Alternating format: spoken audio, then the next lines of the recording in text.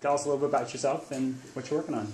My name is Laura Kinder, and I am interviewing 50 leaders of volunteers and mobilizing passion into action. I'm looking at people who have led volunteers either in the traditional nonprofit setting, so that it might be for a humane society or some kind of medical foundation, something like that, as well as people who do huge fundraising events like a 40K or some kind of race that goes on, as well as leaders of faith communities, so leading ministries, whether that's in their own communities or global.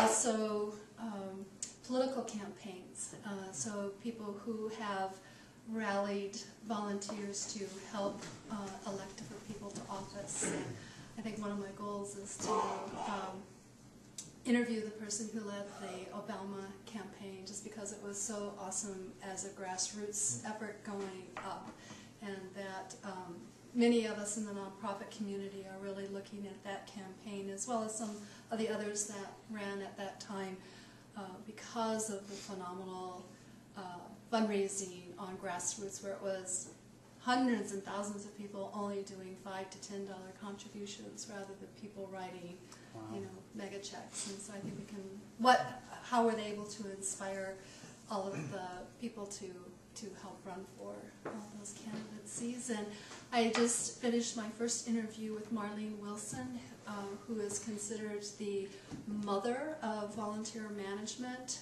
She established one of the first volunteer centers, not only in Colorado but in the nation, and went on to write the first volunteer management books.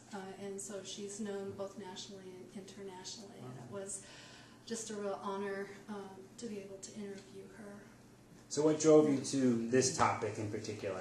Oh, I think because as many people are looking at their careers, not many are thinking, one, going into the nonprofit community, although I think there's a lot of energy now around community organizing. It's still not every university has courses on nonprofit management, which really truly is a little bit different than business. And so just to be able to expose people to not only the nonprofit, but once again to be able to mobilize people to do the work. There's a lot of management courses and business courses on what it means to be a good manager, but when you're working with people and you don't have a salary incentive or a 401k incentive or holiday benefits or health insurance and things like this, how is it that you truly mobilize people to give up their time? So the subtitle of yours I really like, right? Mobilizing passion into action. Right. That's wonderful. Right.